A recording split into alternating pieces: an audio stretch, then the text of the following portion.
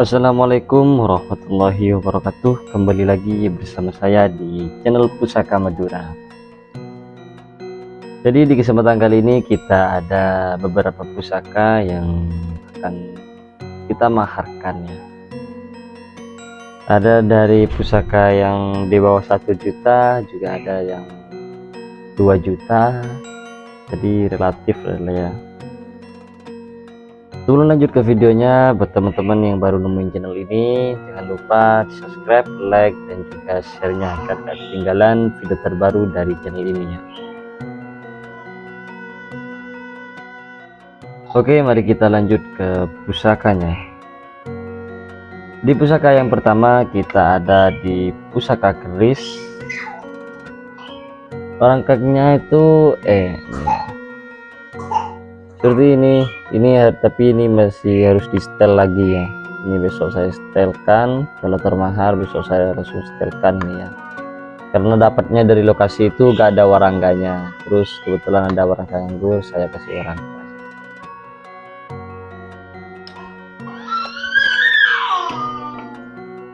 Untuk pusakanya seperti ini, bilahnya itu lurus dan ricikannya cuma ada pejetan, dan gendeknya lugas ya, gak ada ricikan lain. Ini masuknya dapur brojol, yang dimana dapur brojol itu secara filosofi mengacu pada bentuk bilahnya yang lurus lurus dan ramping ya, serta memiliki makna tentang kemudahan hidup dan kelancaran dalam berbagai aspek kehidupan ya. Untuk pamornya sendiri, ini masuk pamor beras sutah atau beras yang tumpah ya, atau bisa diartikan sebagai rezeki yang melimpah. Diharapkan sang pemiliknya memiliki rezeki yang melimpah. Dapurnya brojol, pamornya beras sutah, dan untuk estimasinya ini di Winongan. Brojol di tangguhnya estimasi Winongan. Panjang bilahnya 33, dan untuk peksinya ini masih kategori sangat utuh. Dan untuk maharnya kita maharkan 700.000 untuk keris ini ya. Brojol yang jelas original sepuin ya, monggo diamati.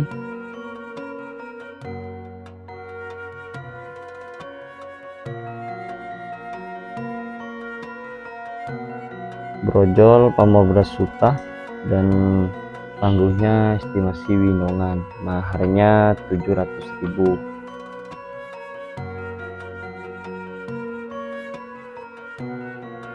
Pusaka yang kedua kita ke keris ini. Ini adalah sebuah keris yang memiliki ricikannya itu luk 9, ada kembang kacang, jalen, lambe gajah, pejetan, dan juga ada genang. Ini masuknya dapur Carang Soka. Carang Soka, pamornya Brahmawatu, tangguhnya Madura Sepuh. Yang dimana kita ketahui keris seluk di Tangguh Madura itu sangat jarang ya, apalagi yang kategori corok seperti ini. Ini masuknya corok, panjangnya itu 40 cm. Carang berarti ranting pohon, dan soka yang berarti sedih atau duka ya. Secara filosofi, keris ini melambangkan kekuatan untuk menghadapi kesedihan dan mengubah menjadi kebahagiaan. Kalau pamornya ini masuknya pamor Brahmawatu, yang dimana itu perpaduan antara Brahma dan Watu itu ya.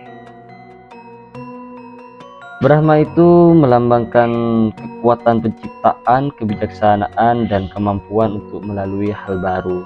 Sedangkan Watu melambangkan kemantapan, perlindungan, dan kemampuan untuk mengatasi tantangannya. Jadi perpaduan pamor Brahma dan Watu pada keris menciptakan simbol kekuatan penciptaan yang kokoh dan tahan lama ya. Hal ini diyakini memberikan perlindungan dan juga kewibawaan bagi sang pemiliknya.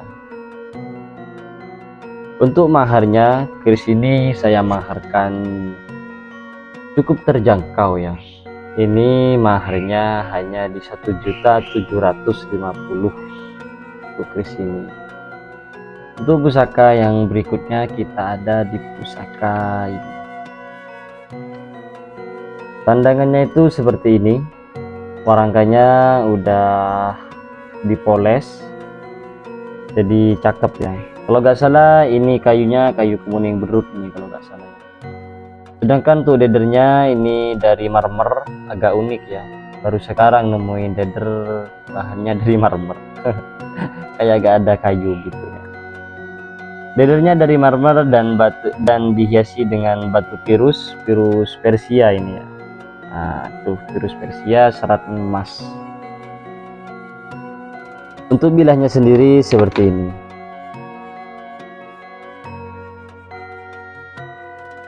Nah, dapurnya tilam upih, untuk pamornya tejo kinurung tangguh Madura sepuh.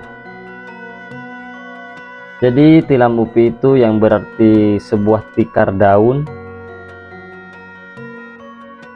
melambangkan alas untuk tidur yang nyaman dan aman. Karena itu keris tilam upih diharapkan membawa kedamaian dan kebahagiaan bagi keluarga sang pemiliknya. Sedangkan kalau untuk pamornya itu tejo kinurung, tejo yang berarti sinar atau cahaya. Sedangkan kinurung berarti terkurung atau terlindungi ya. Jadi pamor tejo kinurung itu melambangkan cahaya yang terlindungi atau keberanian yang terpancar namun tetap terjaga. Jadi itulah dari filosofi pamor tejo kinurung. Dengan demikian pamor tejo kinurung pada keris itu melambangkan sebuah filosofi tentang seseorang yang memiliki potensi kekuatan dan keberanian namun menjaga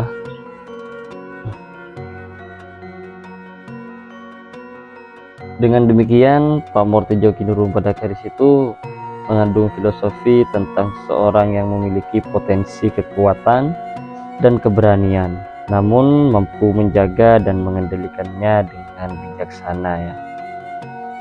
Ini mencerminkan keseimbangan antara kekuatan dan pengendalian diri serta potensi kebaikan yang terpancar dari dalam. Dan untuk maharnya keris ini saya maharkan 2 juta rupiah. Pamornya gajih, deling, akodiat, dan untuk panjangnya ini di 37, panjangnya 37, maharnya 2 juta, dan warangkanya udah mendang siap koleksi. Untuk pusaka yang berikutnya kita ada di pusaka yang warangkanya memakai warangka daunan sumenep. Ini daunan sumenep ya. Warangkanya daunan sumenep dan ledernya juga sumenep. Apa ini pendoknya juga sumenep juga ya. Mari kita lihat untuk bilahnya.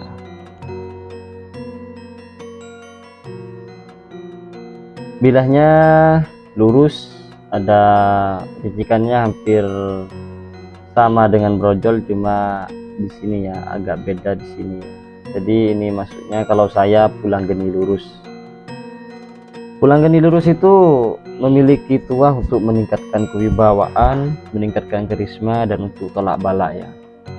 Sedangkan untuk pamornya ini masuk pamor gajah gelar, dan tangguhnya ini juga tangguh Madura sepuh. Kita fokuskan dulu. Gajah gelar itu melambangkan kekuatan fisik dan mental, sementara gelar mengindikasikan posisi atau kedudukan yang tinggi ya. Seperti seorang pemimpin atau raja. Jadi pamor gajah gelar itu secara keseluruhan melambangkan kekuatan, kewibawaan, dan kepemimpinan yang dimiliki oleh pemakainya. Atau bisa juga diartikan sebagai doa agar pemiliknya memiliki sifat-sifat tersebut.